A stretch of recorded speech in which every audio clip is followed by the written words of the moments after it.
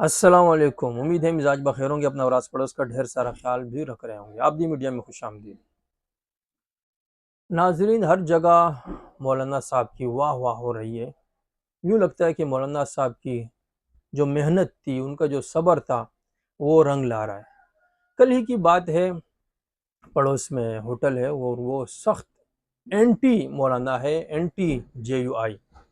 جو بھی آیا، اس کا کسٹمر آیا، اپنے کسٹمر تک سے وہ بحث و مباحثہ کرتے ہیں اور ان کی جو پارٹی ہے، ان کی جو جماعت ہے، اس کو سپورٹ کرتے ہیں۔ تو میرے ساتھ ایک دوست ہے، ہم چائے پینے کے لیے وہاں رکے، چونکہ واقفیت ہے، اکثر وہاں ہم آتے رہتے ہیں، پڑوس میں ہی ہے۔ تو وہ پہچانتے تھے کہ یہ مولانا کے شیدائی ہے، جے یو این سے ان کا تعلق ہے، ان شخصیت کا۔ تو عنایت فیضی صاحب کے ساتھ بھی وہ چھیڑ چھاڑ کرنے لگے کہ اب مولانا فضل الرحمان صاحب جو ہے لائن پہ آ گئے ہیں، اب ہماری پارٹی جو ہے، پارٹی کے موقف کی وہ تائید کر رہے ہیں۔ تو فیضی صاحب نے ان کو کہا کہ مولانا صاحب تو پہلے سے ہی لائن پہ تھے، لیکن آپ لوگ اب لائن پہ آئے۔ مولانا صاحب کے اوپر اتنے سال ان کے ہو گئے سیاست میں، ان کی داڑھی سفید ہو گئی، ان کے بال سفید ہو گئے، ان کے اوپر کوئی بھی کرپشن آپ ثابت نہیں کر سکتے۔ آپ کی جب حکومت تھی، مولانا نے، ان کے پارٹی لیڈران نے آپ کو کہا اور آپ کو چیلنج دے کر کہا کہ آپ ثابت کر کے دکھائے، آپ کچھ ثابت نہ کر سکے۔ تو اب جو موجودہ وقت ہے، یہ مولانا انہوں نے یہی کہا کہ مولانا کا جو صبر تھا، مولانا کی جو محنت تھی، وہ رنگ لا رہی ہے، اور ہر سیاستدان، ہر پارٹی ورکر مولانا کے گیت وہ گا رہا ہے۔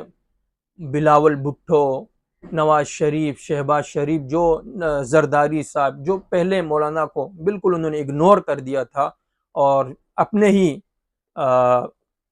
آپس میں ہی انہوں نے حکومت کے بندر بانٹ کر لی تھی، اب مولانا کے ہر ایک، جس طرح سب نے دیکھ لیا، ایک جماعت گئی نہیں ہوتی کہ دوسری آ رہی ہوتی، دوسری گئی نہیں ہوتی کہ تیسری آ رہی ہوتی، اور اب اس وقت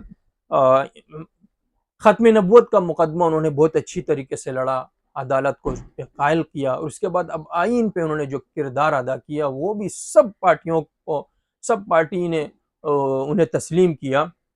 تو یہاں عنایت فیضی صاحب نے ان کو کہا کہ یوں لگتا ہے کہ انشاءاللہ آنے والا صدر بھی وہ مولانا فضل الرحمان ہوگا، دیکھتے ہیں کون ہوتا ہے۔ تو آج کی محفل میں اتنی، اگلی ملاقات تک کے لیے اجازت دیجیے گا، اس کے ساتھ ہی اپنا اور آس پڑوس کا ڈھیر سارا خیال بھی رکھیے گا، اور جب نئے انتخابات ہو تو اس میں اپنی ضمیر کی آواز سنیے گا، نہ کہ نوٹوں کی جھنکار اور اسی طرح پلیٹوں کی کڑک، بلکہ آپ کی دل کی جو آواز ہے، اللہ کو حاضر ناظر جان کر ووٹ دیجیے گا۔ اور اسٹیبلشمنٹ سے بھی میری گزارش ہے کہ بہت کر لیا آپ نے سیاست، بہت ملک کو آپ نے بھیانک جگہ تک پہنچا لیا، اب بس کیجئے، جو عوام کی چاہت ہے، جسے وہ چاہتے ہیں، انہیں چھوڑیے، اپنے عوام کے منتخب افراد کو آگے آنے دیجئے اور پاکستان کو ترقی کرتا ہوا دیکھیے۔ اللہ حافظ۔